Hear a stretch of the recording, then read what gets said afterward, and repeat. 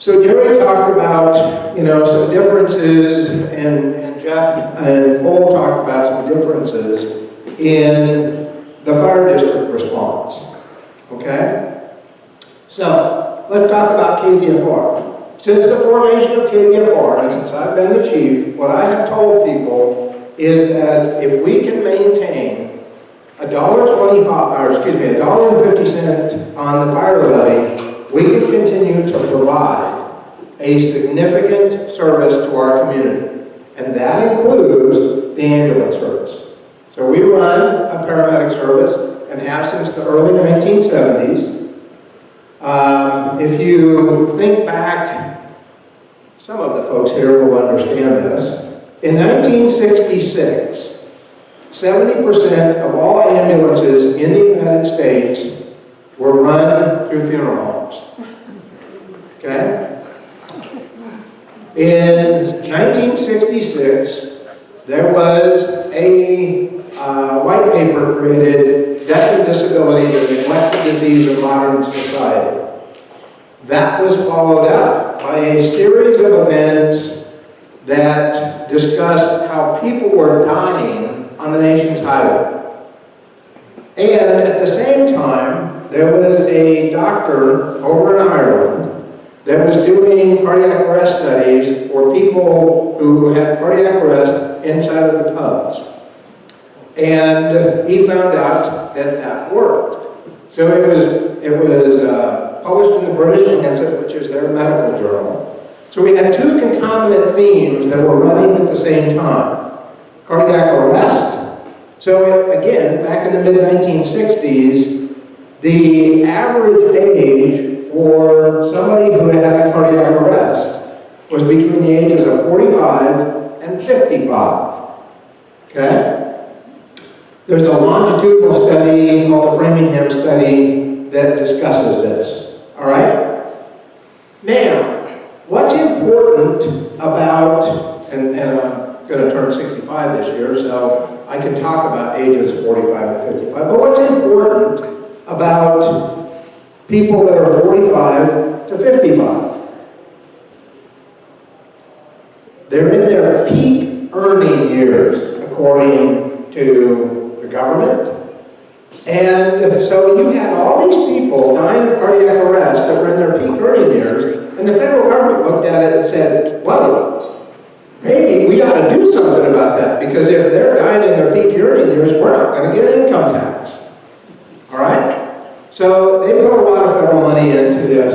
We started cardiac resuscitation. We started a whole bunch of things, CCUs, freestanding emergency rooms, and a host of different things. At the same time, we had the National Highway Traffic Safety Act that created EMTs, and then we had paramedics that began coming in 1968, 1969. Seattle just happened to be one of the leading places that was experimenting with this thing called paramedics.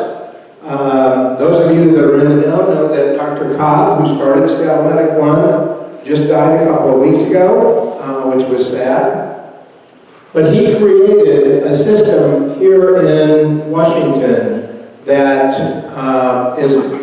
has been often tried to be replicated, but the Seattle system is still one of the preeminent EMS systems in the world, really. And because of that, there's a group of people that started, there were some early folks here in the early 1970s, Dr. Dorothy Purser, Dr. David Lundy, that started a paramedic program at Central Washington University. Here in a couple of weeks, they will celebrate their 50th anniversary with a conference as far as teaching paramedics. So paramedics and modern EMS is really only about 50 years old, okay? But it's vital to our community. And I think that it's very important that as we look at these issues and as we look at the growth, how do we support the ongoing mission of EMS? We have looked at it from KVFR's point of view, and we get something called called GEMT money, Ground Emergency Medical Transport money, that is to help us with those people that are Medicaid patients, because Medicaid pays about 18 cents on the dollar, and it helps create funding for us. You know, Upper County Medical One does the same thing. And then we look at things like our tax rate and also the ability to do transport fees to be able to fund the overall system. But what people need to do is really understand their system, because every one of the fire districts has a different base tax rate.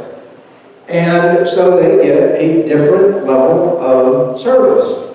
And I think that that's important to remember, is that as part of the foundation of our democracy, you all get to vote on what level of service you expect. So, I'm here. I'll shut up because I know that Rhonda has some very important things to say, and I'll stick around as long as we need for questions. Thank you very much.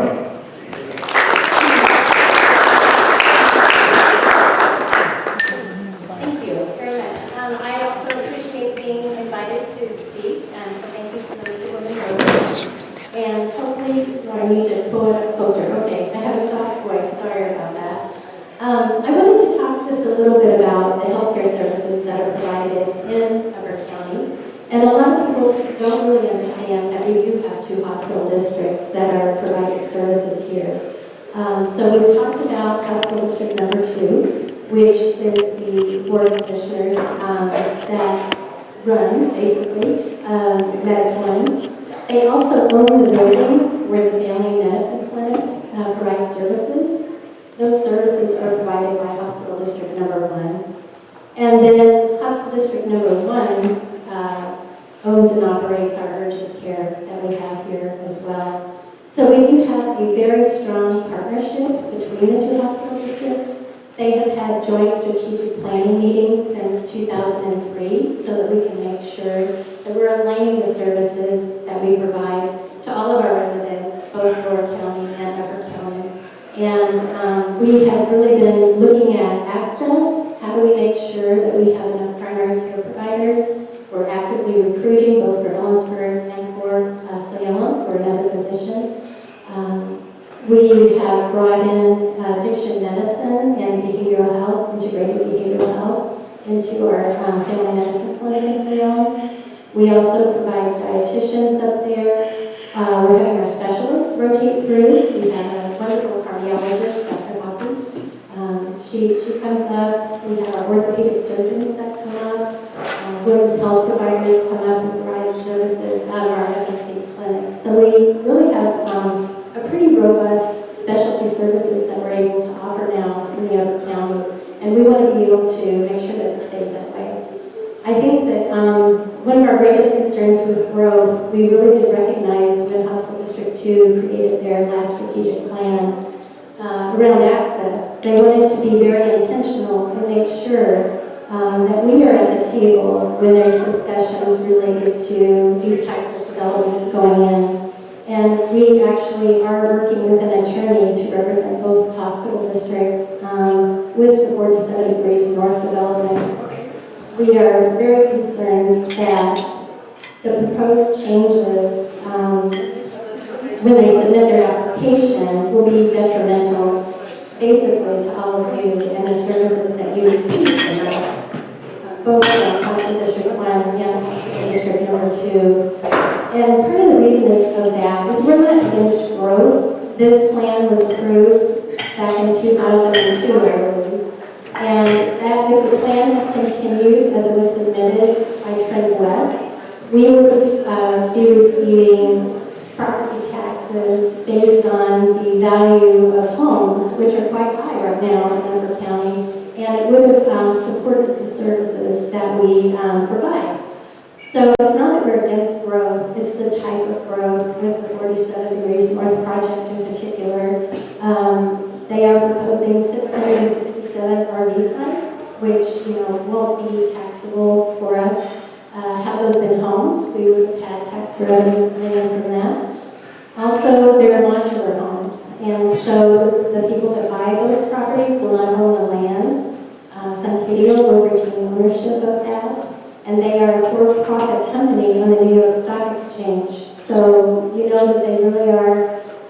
with their stakeholders. They have said in public meetings in this room that the residents will receive probably a 4% increase in their rental fee for their lot every year. So they've been touting being affordable housing, and I think, we definitely question whether or not they are affordable. Or if they may be in the beginning, but by the time you have a 4% rate increase on your lot rent every year, you may no longer be able to afford it. It's my understanding too that they will be in charge of the utilities and road maintenance and all those homeowners fees that those residents will also have to pay. So that one in particular has us concerned enough. It's the purple on this side of the map, and it goes all the way around Bullfrog Road, I-90, and then to State Route 903. Some of the green is the horse park, the school, and the water treatment plant on that particular map, but you can see that that is a huge area. Our other concern with 47 degrees north is how rapidly it would be built, just because it is modular homes, it's not stick-built normal construction, so those can be manufactured outside and then carried in, and they can put those in very rapidly. So it will be a very quick population explosion. All right, so I think we've all spoken about the growth and the various subdivisions that are coming in. When we were doing our strategic planning, which was, last fall, we were looking at about 2,800 homes coming in. And if you use the Bureau of Vital Statistics measure, that they estimate that's 2.35 occupants in every home, that is 6,545 residents that we would be looking at in the next 5 to 10 years. So it doesn't just impact the hospital district, but obviously all of our public services. And I think they could be very detrimental to us. The second map over here is just a blow-up of 47 degrees north if you wanted to take a look at it and see where they've got their harvest sites proposed in their homes and their business park.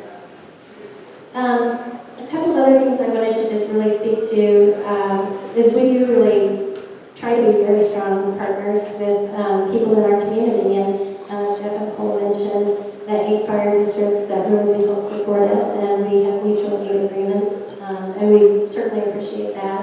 We also work closely with the Cle Elum School District, and who else did I want to mention here? I was trying to think. I kind of lost my other partner that I wanted to mention, sorry about that.